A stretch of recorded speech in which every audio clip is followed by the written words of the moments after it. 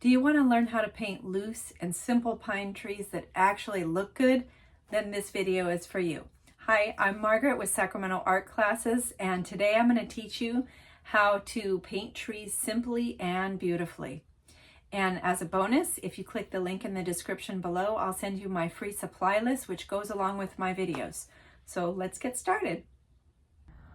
Okay, let's get started. I have a piece of 140-pound cold pressed watercolor paper here. I'm going to use a number 4 Princeton Aqua Elite 4 round brush, and I have 3 different colors. These are all Daniel Smith colors, and let's get started.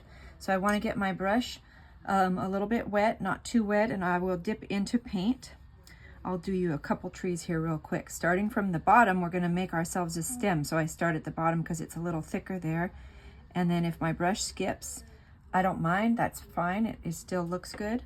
And then still with the green paint that's on the brush, I start up here at the top, and I'm going to always be bringing my brush from left to right across the center. So I give myself just a little quick hit, which will be kind of the top of the pine tree, and then some offshoots, right? You can see they're coming left to right. As I'm doing this, I'm thinking about, I don't want to be perfectly symmetrical. I like gaps. Some of the branches are a little irregular.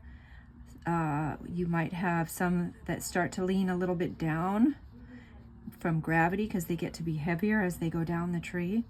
And then make sure that you have some blobs kind of along the middle in this area, because that is a branch that's growing towards us. They're not all just growing from the left or the right side. Some of them are growing towards us as well. And then you just continue on all the way down, thinking about being irregular, having those blobs in the middle, maybe a gap, and then at the bottom, of course, your branches will be a little thicker and fuller, so you can do a little bit more work in there. Right, and then take a quick look at it. If it's too regular, mess it up a little bit. I like to do things like add a little stray here or there, maybe just something that's kind of out away from the rest of the tree. Just a few little embellishments, not too much. And then the last thing I do, get the brush damp and drag right across the bottom so that I plant that tree. So I'm just dragging the tips of my brush bristles through the already wet paint, and now the tree is planted and it's not just hovering. If we did the same thing this time without doing the center of the tree trunk in the center, you get a little bit of a different look. So let's see what that's like. And since you're practicing, you know, you can have any color. Some trees will be bent or taller, skinnier, different colors. So here we go.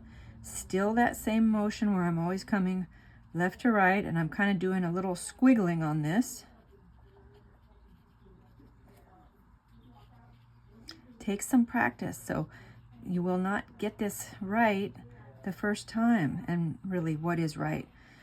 I should say, you may not get a tree that you love the first time. Have a little fun. Maybe here's a second color coming in there, and I just let them blend. Maybe I'll spot that color a little bit up. And if they touch, if these two trees next to each other start to touch, and the first one is still wet or damp, you might see the colors bleed together, which looks really interesting. Okay. This second one that I did feels a little regular, too symmetrical for me. So I'm kind of starting to leave a few gaps in there. Go back. Do you want to have a couple strays? Does it need to be a little taller on the top? And there you go. Rinse your brush, drag along the bottom to pick up that wet paint and plant it in the ground. Thanks for watching. If you like this, give me a thumbs up or follow me or subscribe to me. Let me know if you have any questions, or if there's something else that you'd like me to make in the future video, let me know so I can help you.